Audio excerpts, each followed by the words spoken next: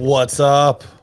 Welcome to a Hello. long overdue edition of the Jaguar, where we're the only team in the AFC South playing football in the month of January still.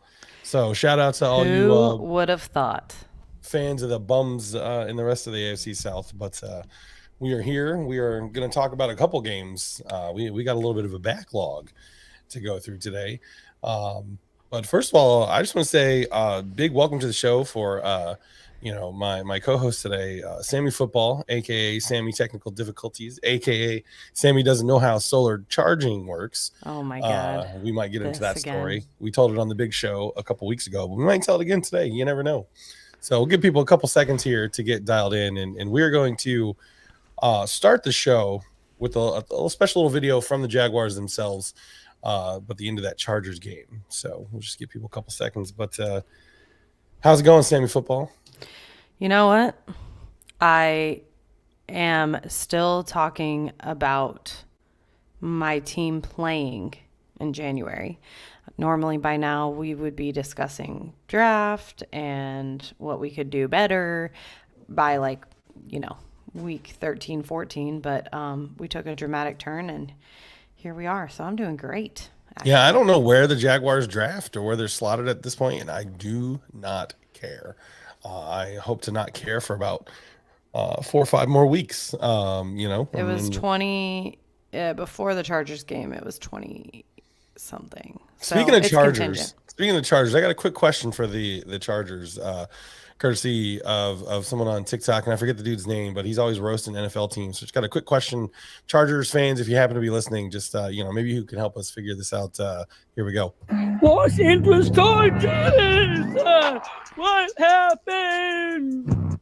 What happened to your team, Los Angeles Chargers? What happened? I don't think I have ever seen such a weird confluence of things. So first thing I want to do here, I want to play the video from the Jaguars that has the play call for the end of the game from a man that I have maligned much over the course of the years for being just terrible, and also being a Steelers fan. I hate that he's our announcer when he's an unabashed Steelers fan whenever the Jags aren't playing the Steelers, which I don't know if he does that as much anymore, but I will say this may be one of the most brilliant calls I've ever heard in Jaguars history. So I'm just going to play this video real quick, and then we're going to come back and talk about the Chargers game, the Titans game, both of which Sam and I were there for, and just the experience. I'm always there. Always. We'll get into a little bit of performance. I mean, I'm sure you guys have heard all about it, read all about it if you're a Jags fan at this point. But I just want to talk about the experience, and also want to bring a little bit of violence to the Kansas City Chiefs fan base before we close out today. And Colin Cowherd and Shannon Sharp. I'm just going to call some names out for some dumb comments they've made about our fans. But here we go, this video. Let it rip. So here we go. Gigantic play here. You're trying to stay on the field. 1:28 to play. Boy, they have bunched everybody up in there close. They run the ball with ETN, tries to get the corner. He does! 35, 30, 25. He is going to get wrestled to the ground at the 15-yard line. What a play call. It looked like the old T formation, and they handed it to ETN. He got it to the 16-yard line. I love it. ETN has the awareness to not run out of bounds so that the clock can roll. What a play caller this guy is. 1 minute as the clock continues to turn. Brandon Staley can only stop it one time. A field goal wins the game for you here. A 25-yard gain. First down at the 16-yard line. Oh, just when you thought it couldn't get any better with a win and in situation against a division rival, folks, it's gotten better here. 36-yarder from the right hash to win the game. Logan Cook will put it down. Riley Patterson. Cook puts it down. Patterson's kick is up. The field goal is good! Good! Good! The Jaguars have won it! The Jaguars have won it! They have come back from 27-0 to win the game and move on! How good is that? That's what I'm talking about. You gotta love this team. You gotta love Doug Peterson and what he's built and the culture. These guys never feel like they're out of it. 5 turnovers in the first half. 4 interceptions by Trevor Lawrence. Down 27-0, and they just kicked it to win it and go to the next round. What a play call. Frangie, Baselli, Jeff Lageman. Just what a moment. What a It's got to be like a cool moment for them, especially for Baselli and Lageman sitting up there, because they, were that team. And even for Frangie, who has covered the team from day one, like has been here in Jacksonville on the radio from day one. But yeah, for much Lageman better than the play calling on TV. I mean, I obviously goodness. didn't watch it because I was there. Actually, if you were to watch when Riley Patterson kicks that ball, if you were to zoom in on the left top, you'll probably see me drop to my knees crying. Oh wow, yeah. I get very emotional. Okay. Yeah, the play calling, I have it recorded. I still haven't watched it. TV, the actual TV broadcast was awful. It was just terrible. Yes, amazing. David Michael. But that T formation that they did, they say that formation hasn't been used. Like, it rarely gets used. It was created in like the 40s. Yeah, it was created in the Lombardi era, and I think one of the coaches for the Chargers is like a descendant of Lombardi, so it was sort of a suck on that moment. Mm-hmm. But just that. Do you think Doug Peterson got that play from Twitter? I don't know. You saw his comments, right, about getting his plays from Twitter? I don't think he's being serious. No, I know he's way not. That people are going to run with that, just like they're running with the Trevor Lawrence comments about, Arrowhead can't be that much louder than Jacksonville. And let's talk about that a little bit. Oh, and the comment when he was saying you couldn't have written a better script, and they're like, "See, the NFL's rigged." I'm like, really? Like, I enjoyed that. That was funny. But what he's saying is a common phrase that people have said. He's saying like you couldn't dream up a story better than reality. Yeah, I know, but people love to hate us. So if it is rigged for once, for the love of God, NFL, rig it for us. Like, can we please rig it for the Jaguars instead of against the Jaguars? Because I will say, in the stadium watching the officiating, it did seem a little bit like it was the Jags versus the Chargers and the referees for a little while. Oh yeah, all the pass interference calls that were missed. I mean, come on. Yeah, Theo, Kansas City definitely took the comment from Trevor. There's a comment from Trevor Lawrence. He's talking about the crowd noise, and what it's going to be like to go on the road in the playoffs. And he compliments Kansas City. He says it's one of the greatest environments in football, some of the best fans. And then someone says, well, how do you think the noise will compare to, Jacksonville? And he said, well, it can't be that much louder. And he's technically correct. I mean, Kansas City, yes, set a record for how loud it was, but it was like by a decibel. Like, all of those stadiums are very loud within like 10 decibels of one another. Like, it isn't some like crazy, whatever. But it was surreal. Like, I came away going back to the Titans game. I was more emotional after that win, just because of the way that they won it. The sack and the running into the end zone, and Josh Allen, guy with the same name as me, coming directly at the section that I'm sitting in.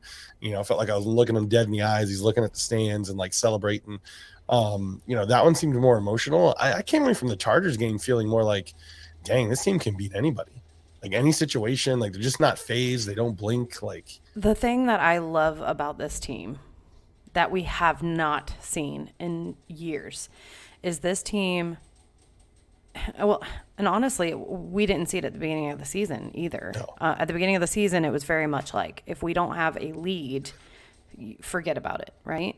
But I don't know if there's been a confidence spark in Trevor Lawrence, or what Doug Peterson goes back there and says to them. But we have a team now for the first time who can go back, reevaluate, readjust, that has confidence.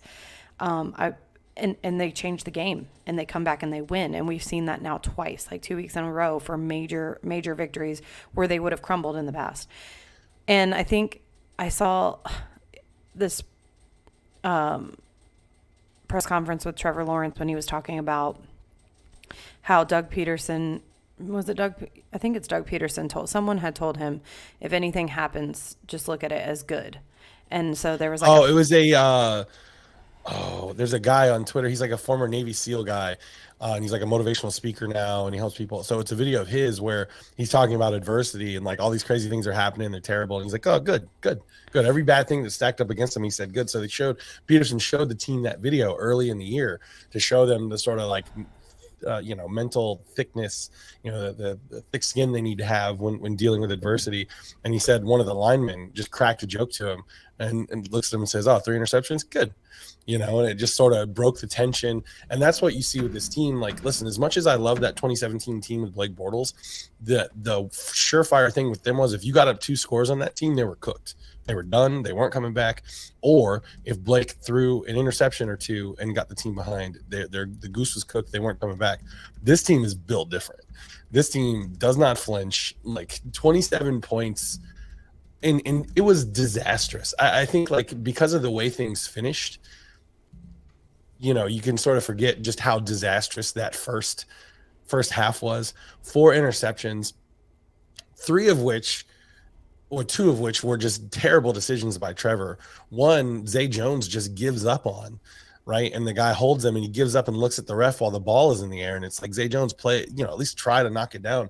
You got to turn into the defender at that point. Yes, you got held, but like, and then, Chase Claypool, trying to do what Jamal Agnew told him and stop running downfield. The ball hits him on top of the head. The Chargers recover. Like, just everything that could go wrong was going wrong. And in the first half of that game, Justin Herbert is putting throws in places that, like, it's like, dang, it was Patrick Mahomes. Well, my dad even mentioned he does these like side throws that you can't quite stop. Yep. And he kept throwing him, and they couldn't stop it or predict it or whatever the case was. And I mean, not for nothing, I mean, the interceptions didn't help. Okay, like, I don't know what happened with Trevor Lawrence there. No idea. But that did not help. And then the whole helmet, football off the helmet thing, I mean, it looked very sloppy all around. Was it that Herbert was playing so well, or was it that we made him look really good? All around, both sides of the ball just looked completely terrible. At one point, I just looked at my dad because my dad hasn't been since COVID, and I was like, "Dad, you have to go with me to this game. Like, you have to, okay?" And me and my dad have always gone to the games together, so I remember just looking at my dad and like, I just was laughing. I was just like, well, and that's what it sort of turned into. You're doing this on national television, like, it's just. Yeah. Okay, same old Jags, When Chase Claypool got hit in the head and the 5th interception happened, the whole section I was in just started laughing. Because at that point, what are you going to do? I just felt like fate was against you and the football gods decided that it wasn't our night. Right. And, then you just start thinking like, well, hopefully they can hold them to like under 40. Well, and everything about it was a nightmare. It's like Trevor Lawrence throwing the interceptions. Justin Herbert keeps making these throws that look really good, and the referees are not calling pass interferences, and it's just like, okay, so this just wasn't meant to be. Like, and they, like I said, they go back to the locker room during halftime, they readjust, and what do you know?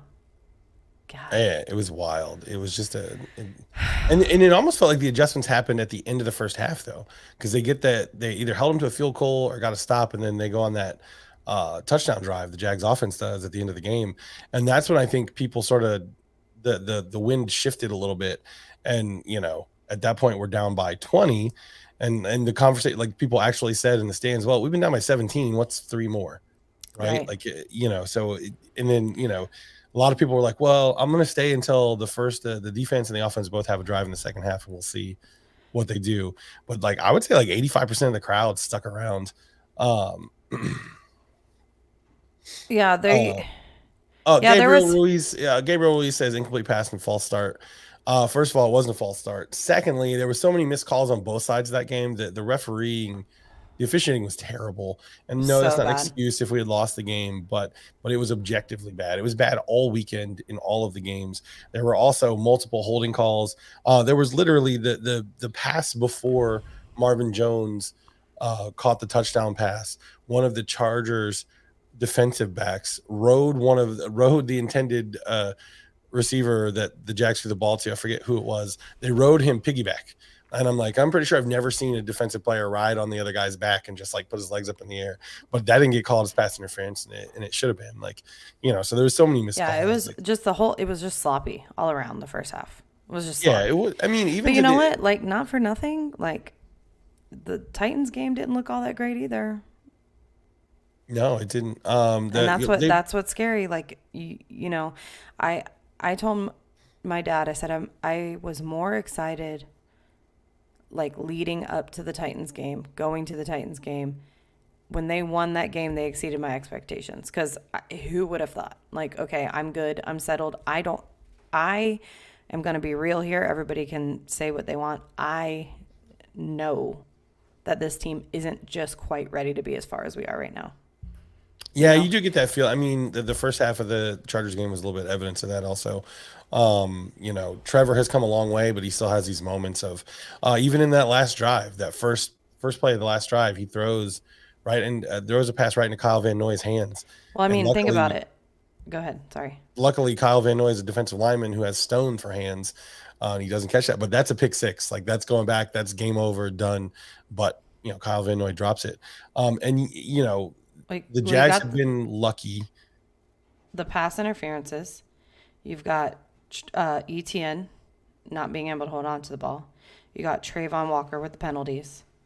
Yeah, like, Trayvon Walker, all these man. Young guys that are making silly mistakes, but expected mistakes for being as young as they are in the NFL. But that is very scary going to play the Kansas City Chiefs. Yeah, so the Kansas City Chiefs game is going to be a different animal altogether. Yeah. If you know, somebody said it, I forget, one of these talking head shows I was watching. You can't, if you spot 27 points to Kansas City, you'll be down by 50 points before you blink, right? Before you have time to make any adjustments. So we cannot, you know, Pat Mahomes can get that ball out fast, and the defense has to be ready for that. And that's my biggest fear is they're not going to be ready for that. Yeah, they got to wake up early, because that's what it felt like to an extent. Like that last drive of the first half, the offense and the defense woke up and they started playing, you know, to their, you know, to the top of their ability. I do think the pass rush is still a problem also. I think that they didn't, for the most part, until the fourth quarter, really get much of a pass rush on Herbert. They didn't disrupt him very much. You know, Mahomes is a little more slippery, obviously, than Herbert is. The way that the Jags win in Kansas City is in a shootout where the offense plays flawlessly and the defense makes a handful of stops. You're not going to stop Kansas City altogether. Nobody has completely shut them down this year. People have slowed them down, but they've not shut them down. And the main concern for me going into Kansas City, outside of Trevor, and will Trevor be on from get-go, is can the Jaguars stop a tight end? Because I don't know, you know, I think most people are aware that the tight end, you know, Travis Kelce is very good at football. And, you know, he's going to tear us apart, just like the, I forget the name of the Chargers tight end, but he was having a heck of a day. Eckert, I think his name is. You know, they could not cover the tight ends very well at all. I do want to give a shout out to the Jaguars UK. I'm assuming that this is a British show because I've never seen it. But I want to play this sound clip real quick. All right. If I can find it. You know, I always have the hardest time. They gave some advice on how the Jaguars can beat Kansas City. Hold on.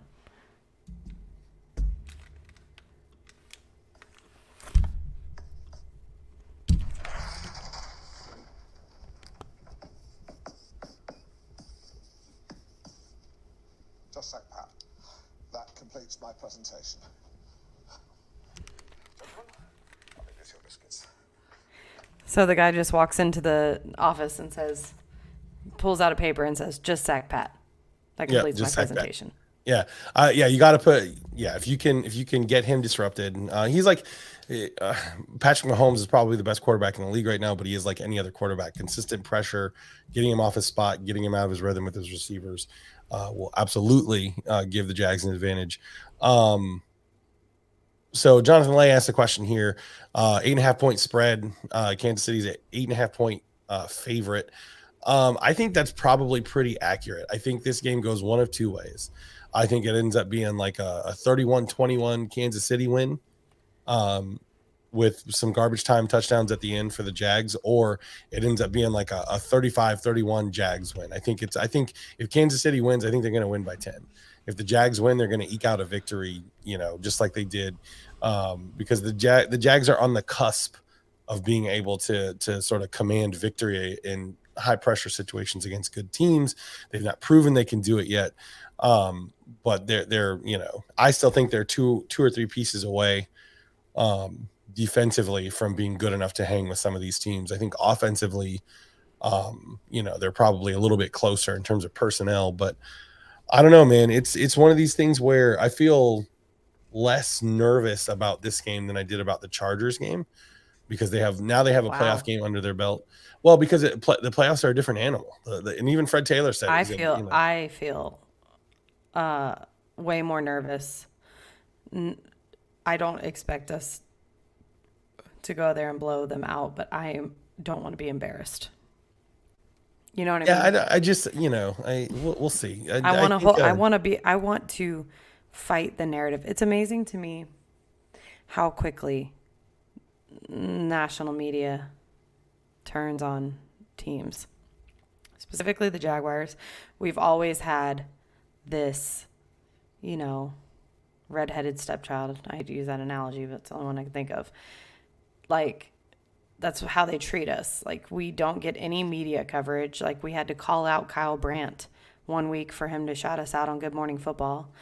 And the coverage this week was all the Chargers blew it. The Chargers blew it. The Chargers blew it. Right. And I know Kay Adams did a big thing, but for the most part, like the bigger media people, I want to prove them wrong. I'm so tired of, the Jaguars didn't win, the Chargers lost, or whatever the narrative may be. We are a small market.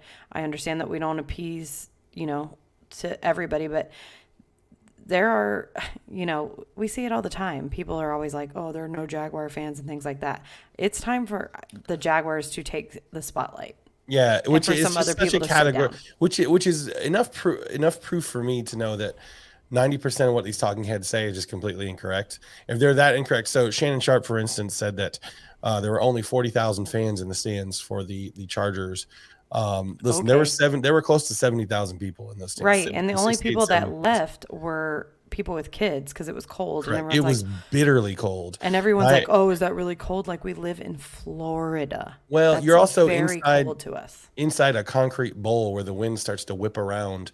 It was cold. It was colder for that game than it was for the Tennessee game the week before. But you got Colin Cowherd who says, that the Jaguars don't have a home field advantage. It's the worst home field advantage. He didn't say in all of NFL. He said in all of sports, which to me just, made me ready to fight. So we're just so, it's just does nobody like talk? They're going to say that over the Chargers? Like, does nobody know that they were pumping crowd noise into the Chargers practice before they played us? Yeah, the Chargers. But this also has something to say. Listen, I'm going to go ahead and I'm going to call it like it is. I sit in those seats all the time, and I get, for the most part, people can't. But there has never been more people talking about the Jags, wearing the Jags stuff, going to the games and everything as there has been the last two games. You people who are now Duval till we die need to be Duval till we die all the time, not just when we're good. I'm not calling them bandwagoners because I understand, trust me. You know how hard it is for me to put a deposit down for a product that doesn't bring me any joy? Yep. It brings me no joy. I hate it. It's hard to go to the game sometimes. Like, I have to literally be like, if I don't go, I'm going to regret it. But I'm going to go, and I always go.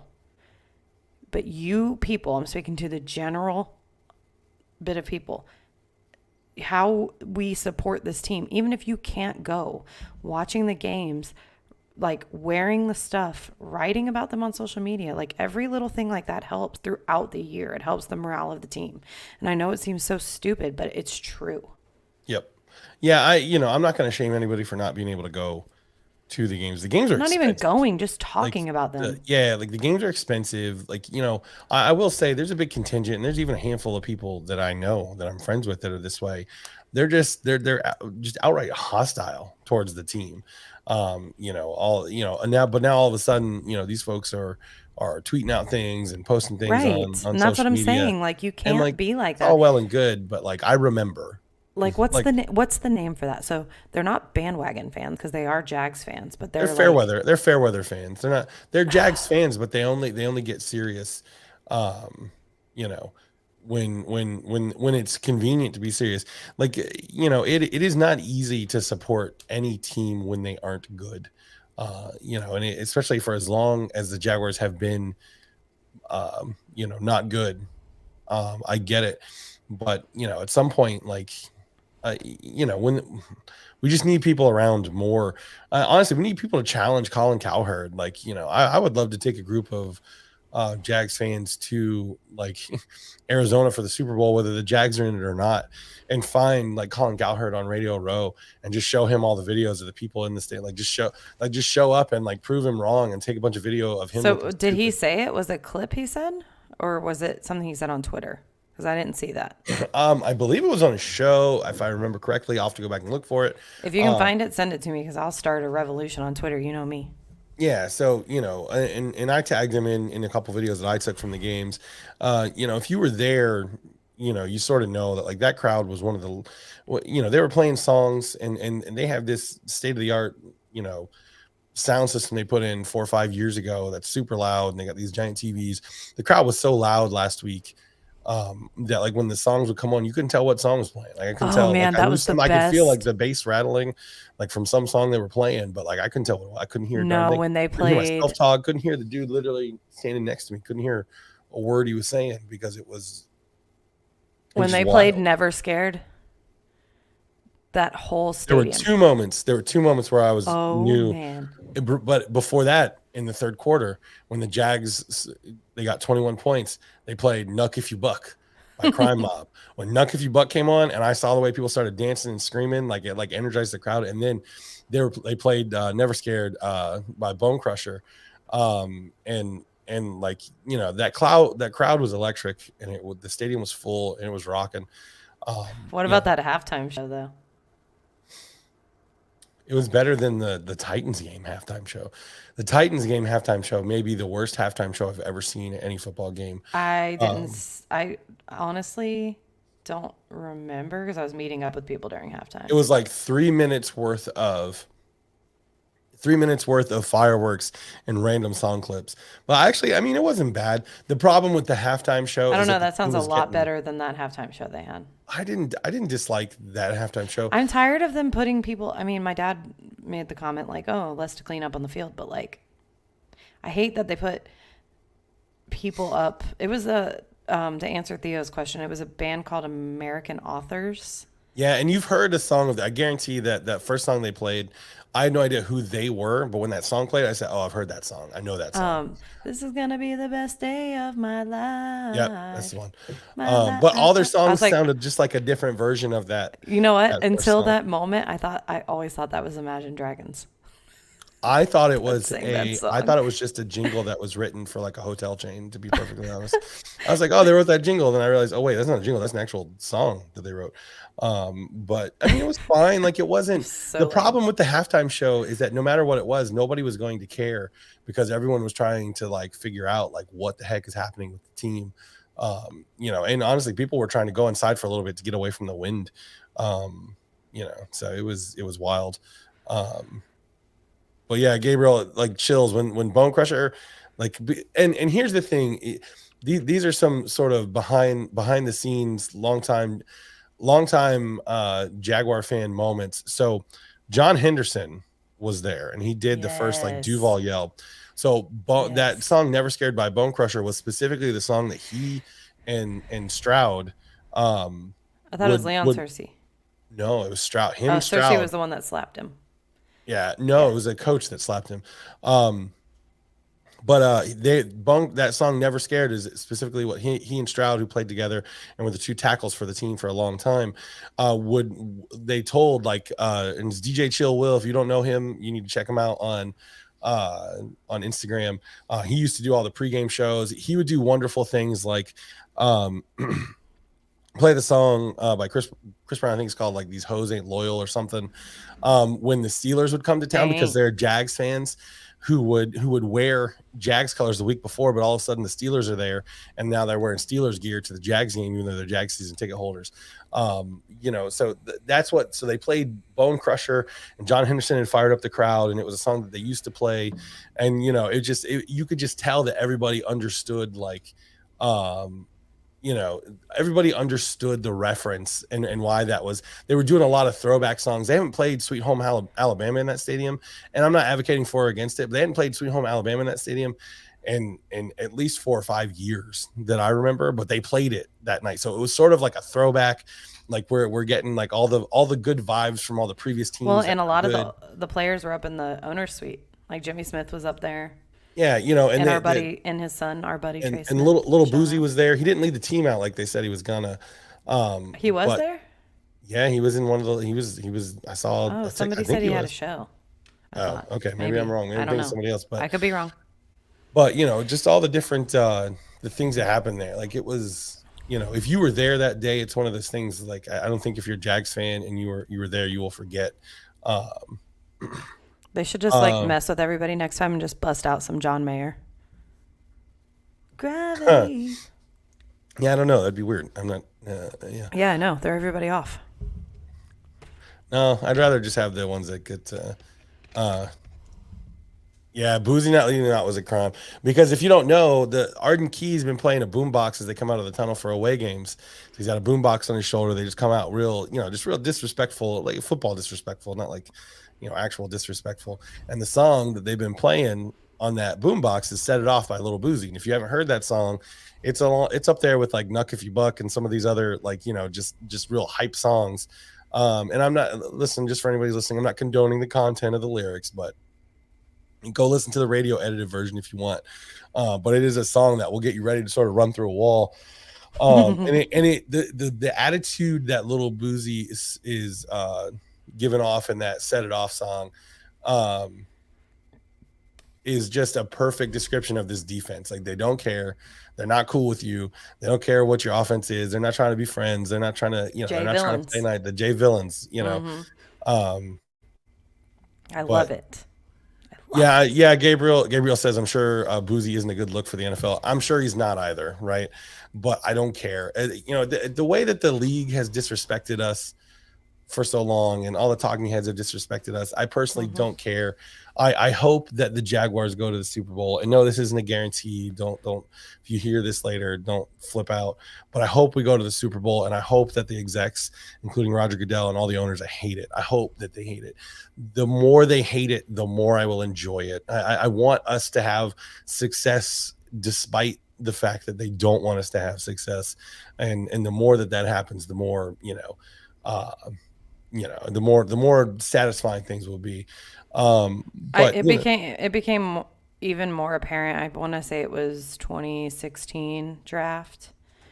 And then at the end of the draft, Roger Goodell made the comment, like, I don't remember what year, so don't drag me later for saying this, but this is just an example. It was recently, but he was like, in opening the 2017 draft is the Jacksonville Jaguars. And I was just like, really? You're the commissioner. Like, you know what I mean? That'd be like a teacher giving out assignments and being like, and you're going to get an F, like, I know it's like, you're trying to be funny.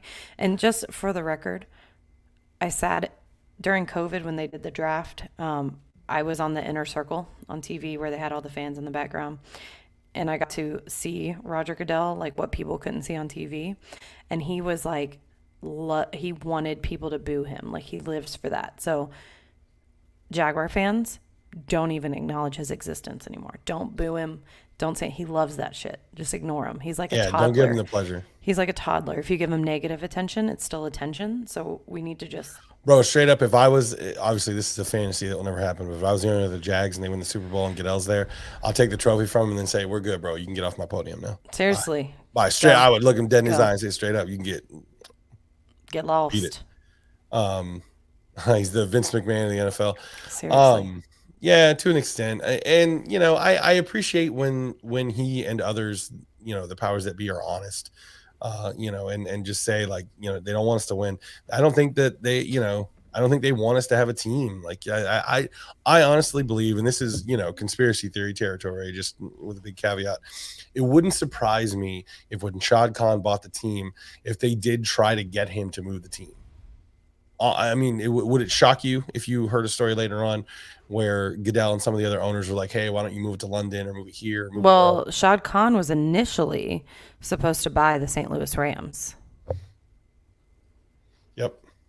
So I think Shad Khan's intention, and maybe with Roger, was to move the teams to London, and then when the Wembley thing didn't happen, because they really didn't sign a long-term lease until a couple years ago. Yeah. So I believe that was always kind of in the back of their minds. But we had Freddie on here from the franchise tag. London doesn't want the Jaguars. Nope.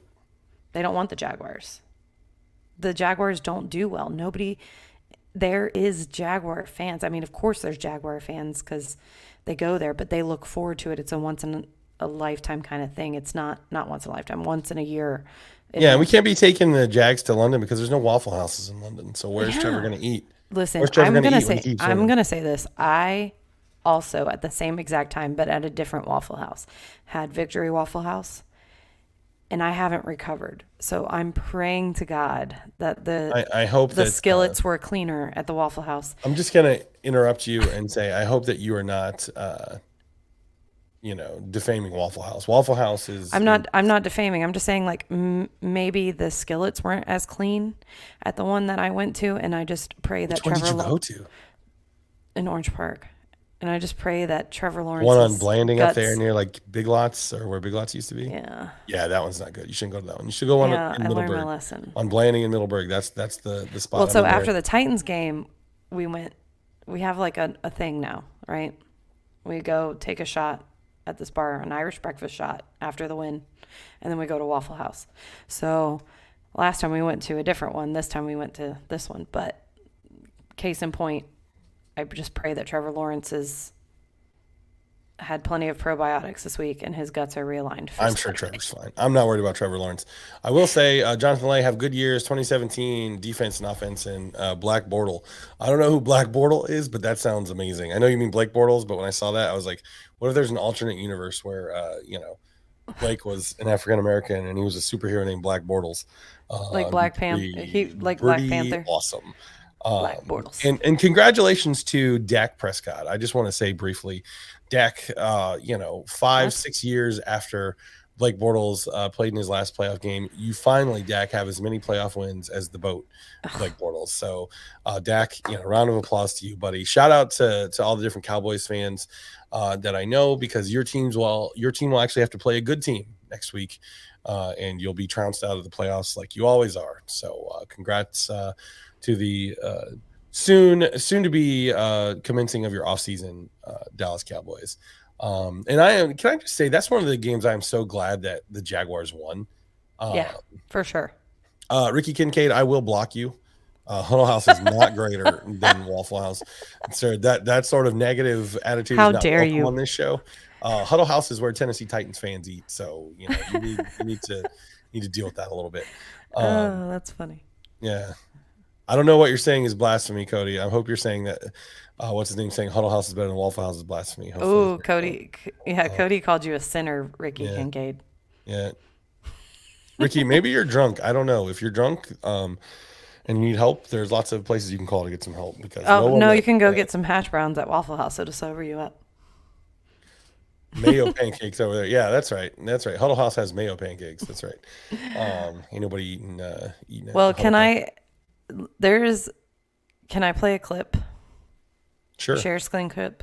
So I shared it this morning, and every time I start to get like nervous. I always remember this because, first of all, I love Tom McManus. Shout out to Tom McManus, the first football player I ever met when I was in elementary school. That's cool. And if it wasn't for him, honestly, like, he was so cool, him and Pete Mitchell, maybe I wouldn't have been such a big Jaguar fan, so shout out to Tom McManus and my dad for that. But I always think of this speech on the Mark Brunell show, and I shared it earlier and tagged him in it, but I want to play it. It's like a little motivational speech. Of course, this is going into the AFC Championship game with the 2017 Jaguars, but I have decided that I'm going to play this now every Wednesday leading up to Jaguar games. So, okay, you gonna play it or you gonna talk about it? Even though it's Thursday, I'm gonna play it. Leave me alone. Why are you such a hater? Give me a second. I'm just gonna play it from my Facebook. Give me a second.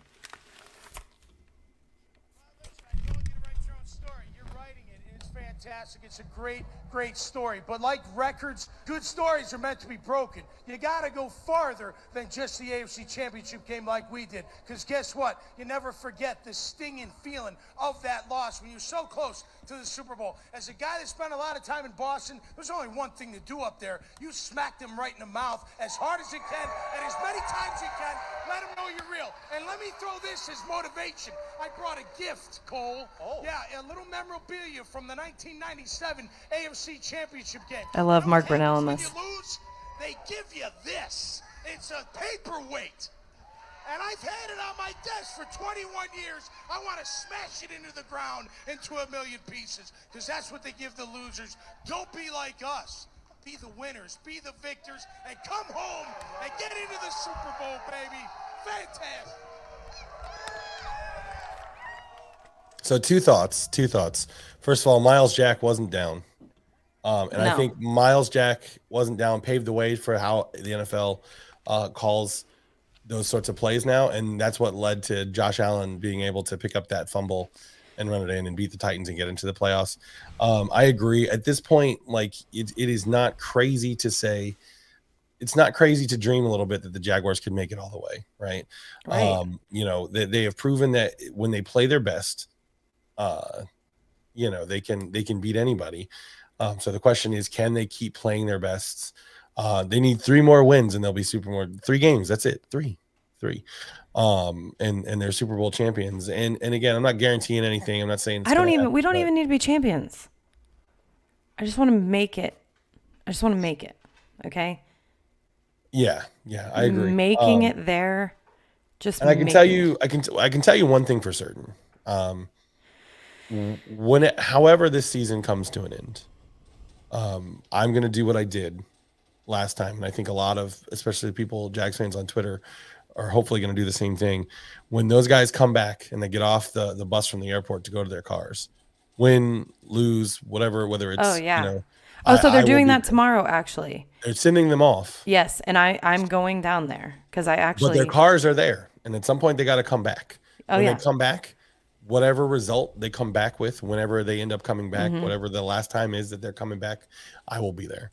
And I tell you, one of the coolest moments I've ever had outside of a game is when they came back from that AFC Championship. Yes, the Steelers game. Paul Posluszny hung out. No, after the AFC Championship when they lost. Oh yeah. Paul Posluszny hung out with the fans. You could just tell they were brokenhearted. They were shattered. Paul Posluszny stood out there. He hung out with people. A couple guys couldn't. Like Blake, you could tell he was just Blake Bortles was crushed. He went right to his truck and left. But I think you talk about fans supporting the team. One way you can support the team for free is tomorrow between 9:30 and 11:30. They're having a big send-off thing down at the stadium. Now, I can't. Unfortunately, I got to work. It is what it is. I've done my bit for the team the last couple Saturday nights. But fortunate for me, I just got a part-time job, which requires me to be in training downtown. Nice. And I don't have to be there till 12. I don't know that. Again, I don't know that the stars have really aligned. A job, but whatever. That's not true, by the way. So if you're able, if you don't have to work or you can get the time off, you got a flexible schedule, go down to the stadium, go down there, see them off, cheer them. And that's the thing. Is it going to make them win the game? I don't know, but does it help to know that like people are as fired up as they are? I would hope so, and I think so. Well, and that's the thing. And even like you said, when they come back, like the AFC Championship game, I didn't go to that. When they came back from Pittsburgh, I went. I was pregnant at the time, and it was. I think it's more important to be there when things don't go well. Right. Right. Not to say it was bad to go. Or just being there in general, because Literally, my people, boss is a huge, and I have the same boss now as I did back then. He's a huge football fan. He's a big Cowboys fan. I give him a hard time about it, but he's a good dude. Before I could you should even take ask, his job. No, he's a good dude. I don't want to lose him. He's awesome. Make a bet, and winner gets his position. We did no, we did bet lunch, and he did have to buy me lunch after the Jags beat the Cowboys. But I remember one of the cool things that I remember is I'm sitting there looking at my phone. I'm all dejected. The Jags lost. They robbed us. With that Miles Jack fumble recovery. And I get a message from him, and he said, "Hey, you should go down there." He goes, "If you need to come in late tomorrow, I'm good with that."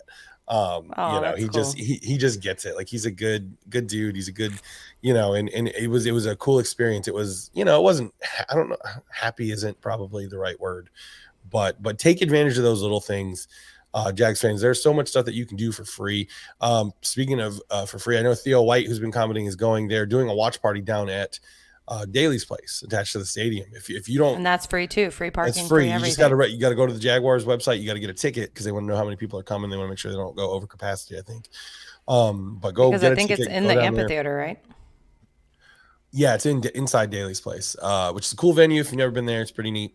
I don't think I'm gonna go. I don't know.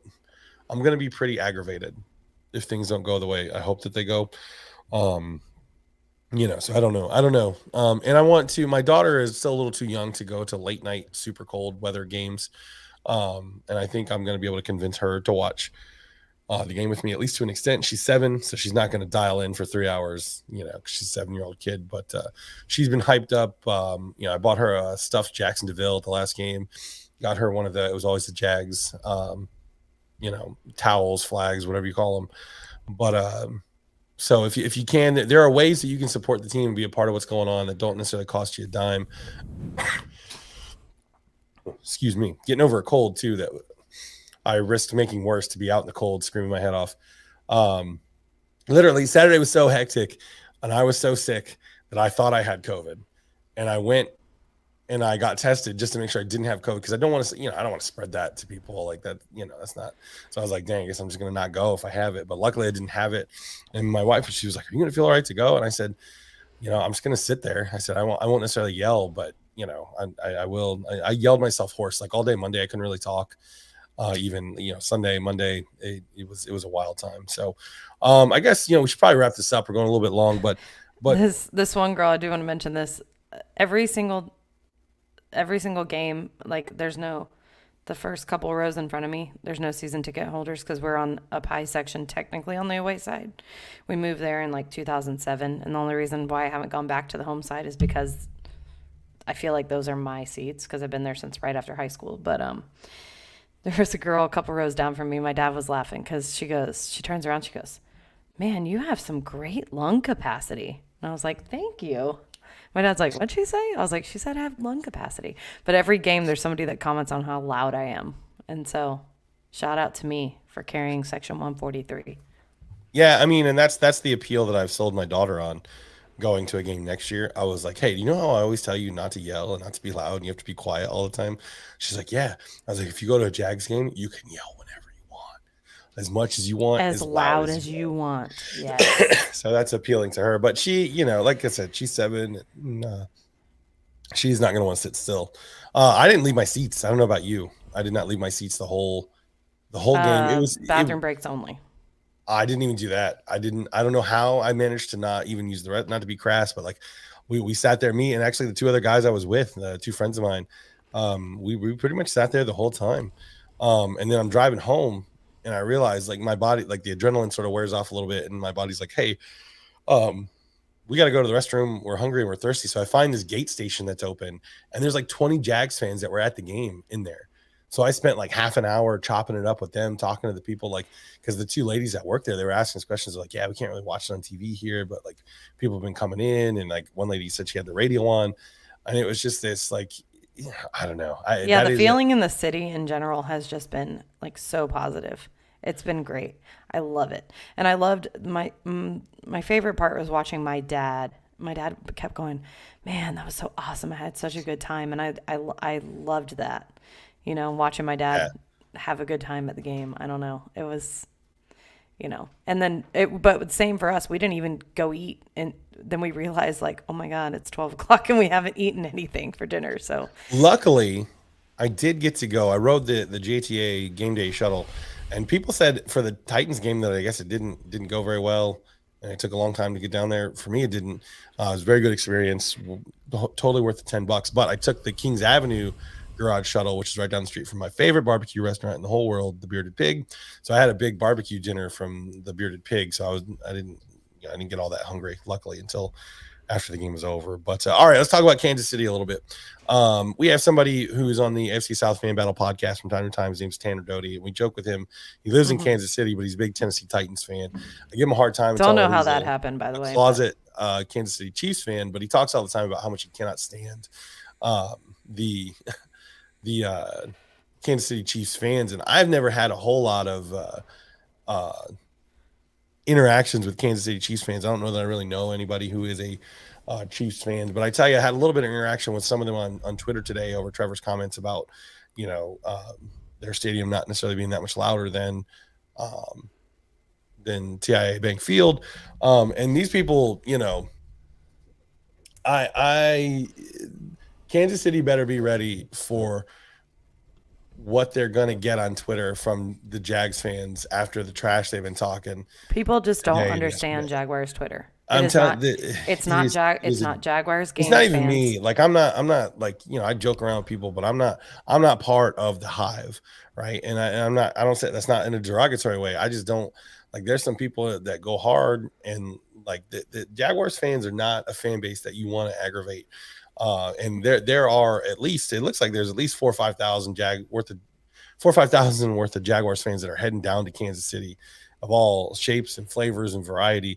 So I'm gonna just tell you right now, Kansas City Chiefs fans, if you happen to be listening, you better hope, if your team wins, you'll probably be all right. But if your team loses, and you see a Jags fan face to face and they start talking about it was always the Jags and yelling Duval, I suggest you be very nice and keep it moving, because you're not ready for the Duval heat that's going to be coming your way. Yeah, I'm sure some of the Chiefs fans are nice, but there's a contingent. There's a couple of like bloggers and stuff that they're just pretty snarky. They're to me, they remind me very much of Patriots fans from a couple of years ago, right? Who are just obnoxious and like that, they're very arrogant and whatever. I'm on Twitter trying to find some of these posts. Yeah, there's one. I think it's Arrowhead Live is the one of the accounts. If you go to his, you'll see some of the, and I'll point them out to you later. Yeah, definitely tag me in them. But I'm telling you, like my prediction, and I stand by it. If the Jags offense can come out swinging, I think we got a chance to win. Jags offense sputters, I think we're in trouble. But I sincerely hope that we beat the Chiefs. I almost, like Matt Briggs said earlier in the show, he left the comment, I don't care what happens after that, just beat the Chiefs. And that's, I don't know, almost to an extent. Like I want them to do more than that too, but to an extent, that's also my mindset right now. Now, like the Chiefs fans have pissed me off. And now I'm just like, Jags fan 8 hours ago, the Arrowhead Live tweeted, Jags fans got their panties in a bunch, it seems. Yeah, and then I replied to him, and I was like, nah, it seems like y'all are the ones upset over a comment where Trevor Lawrence literally praises the environment and the fans at Arrowhead, and these fools are trying to talk like he put bulletin board material up just because he made what was essentially a hat tip to. Well, he's about to get dragged because I'm going to bring this one to the Jaguars Twitter. Light him up. Let him go. Let Jags Twitter do what it does best. I'm doing it right now live. Go follow me at Sammy Football with an I. Sammy with an I Football. Okay. Yep, Sammy. And it's probably a good place to end it. I think, you want to give a score prediction or no? See, the thing is, like, I don't want to be a homer, but I feel like, so real quick, I also still have my Christmas decorations up, including my big inflatable ones on the outside. Okay. Yep. So, in the name of superstition, I have not bet against us yet. So, while I don't want to be a homer and I don't want anybody to, read into this score prediction too much, I'm going to say 24-21 Jags. Trying to find a comment from I can't find it. It was from Cody Blankenship. I meant to favorite it, but basically he said dang it. He had the best score prediction here.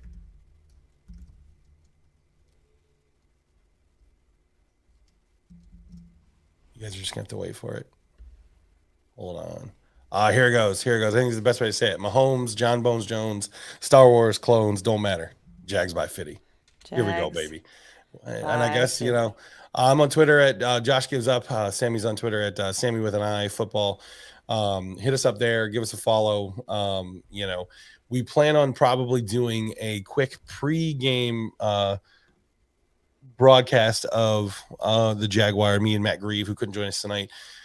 So sort of look for that, be aware of that going on. And I'm gonna also try to, if I can, do a reaction video Saturday night, right? Just a quick jump on whatever happens wherever we are, talk about what went on. But we appreciate everybody who tuned in, appreciate all the comments.